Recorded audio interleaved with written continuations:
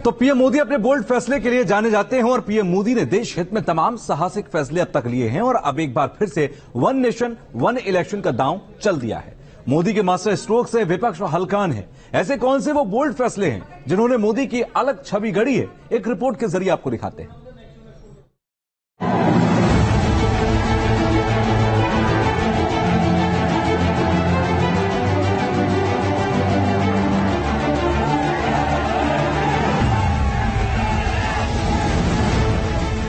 प्रधानमंत्री नरेंद्र मोदी बोल्ड फैसलों के लिए जाने जाते हैं। उनके फैसले न केवल चौंकाने वाले होते हैं बल्कि गेम चेंजर भी साबित हुए हैं। मोदी जो बोलते हैं खुलकर बोलते हैं, मोदी जो करते हैं डंके की चोट पर करते हैं। बीती शताब्दियों में विस्तारवाद ने ही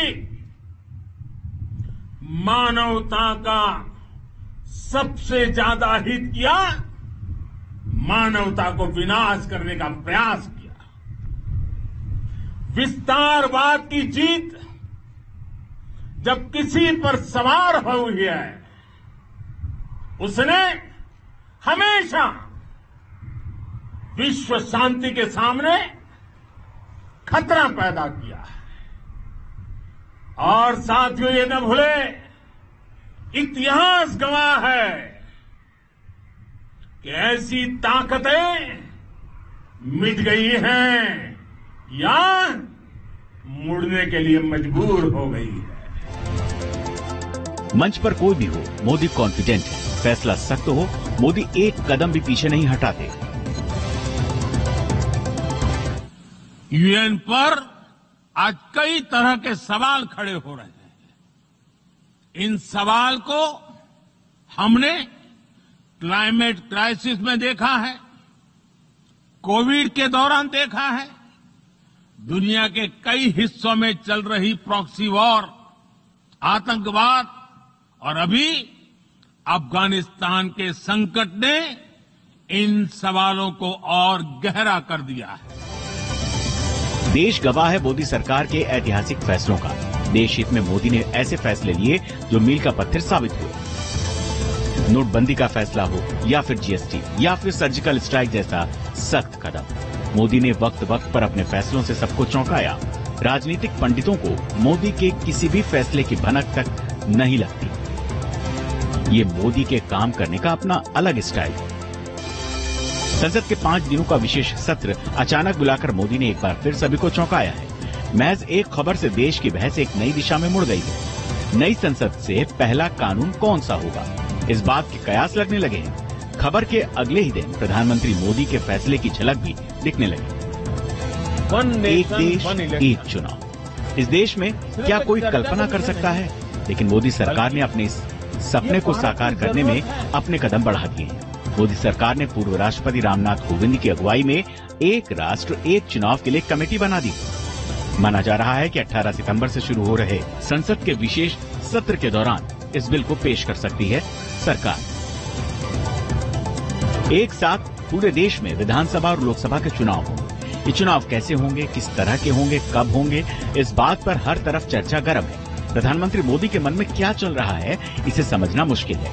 मोदी के इस वन नेशन वन इलेक्शन वाले मास्टर स्ट्रोक से खलबली मचनी तय थी। फेयर इलेक्शन हमारा नारा है, not one nation one election, we want fair election, जो आज देश में नहीं हो रहा है। और ये फेयर इलेक्शन जो हम मांग रहे हैं, ये टालने के लिए ये वन नेशन वन इलेक्शन का ये फंडा लेकर आए।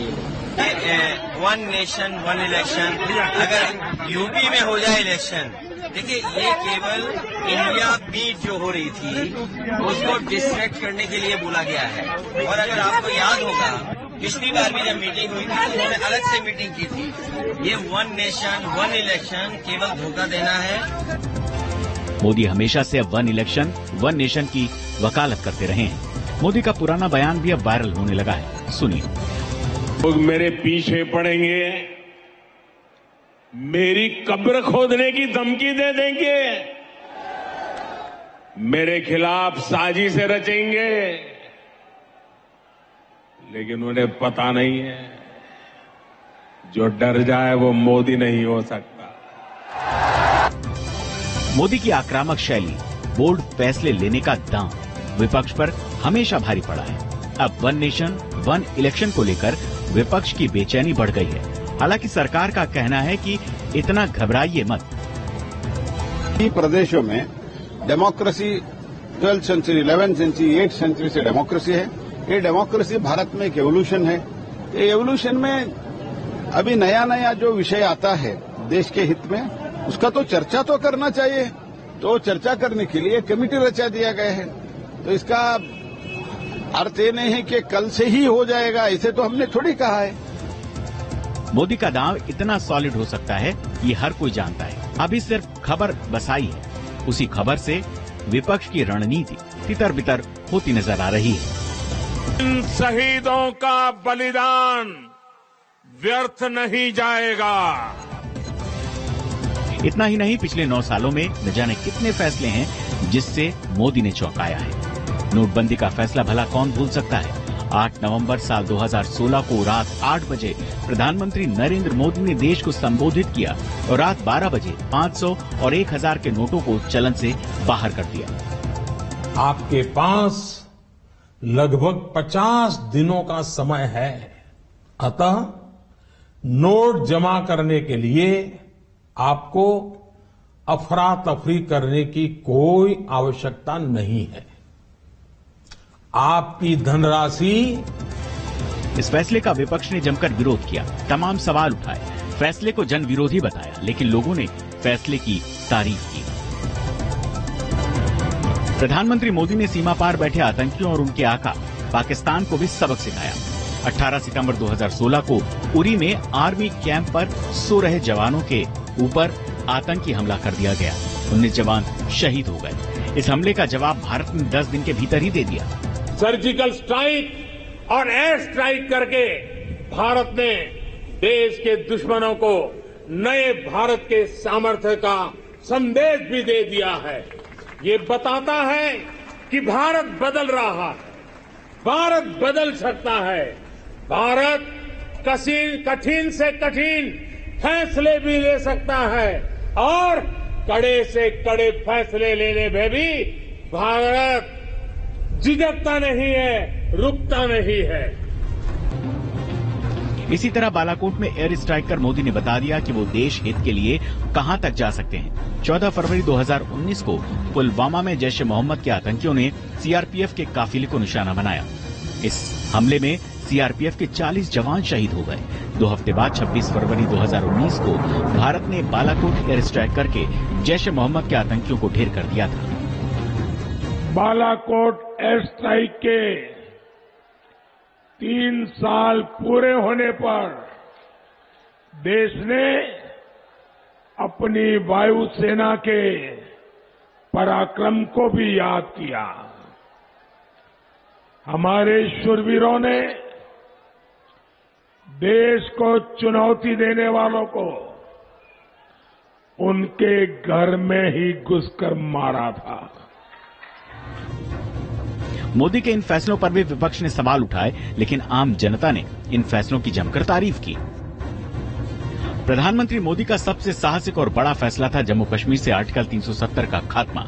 5 अगस्त 2019 को संविधान के अनुच्छेद 370 के अधिकतर खंडों को खत्म कर दिया गया था, जो जम्मू कश्मीर को विशेष दर्जा प्रदान करते थे। इसी के साथ जम्मू कश्मीर में देश के वो सभी कानून लागू हो गए जिन्हें 70 साल तक लागू नहीं किया जा सका था। 370 और 35 से हटाने से घाटी का, जम्मू का, लद्दाख का भला होने वाला है और साथ अर्थ में जम्मू कश्मीर ये 370 और 35 से हटने के बाद मान्यवर भारत का अभिन्न अंग बनने वाला है। ये मोदी के एक फैसले से मुस्लिम महिलाओं को नई जिंदगी मिली। मोदी सरकार ने 30 जुलाई 2019 में 3 तलाक विधेयक पारित किया, जिसके बाद मुस्लिम समाज में 3 तलाक देना अपराध की श्रेणी में आ गया। ससुराल से पत्नी बाइक लेकर के नहीं भाई तो 3 तलाक दे दी जाए। ससुराल से अपनी पत्नी सोने की चेन लेकर के नहीं आई तो 3 तलाक दे दो। घड़ी मंगवाई, घड़ी नहीं आई, 3 तलाक दे दो। मोबाइल मंगवाया, मोबाइल नहीं आया 3 तलाक दे दो। कोई भी छोटी सी बात पर तलाक तलाक तलाक कहकर मुस्लिम महिलाओं का पूरा जीवन बर्बाद हो जाता था।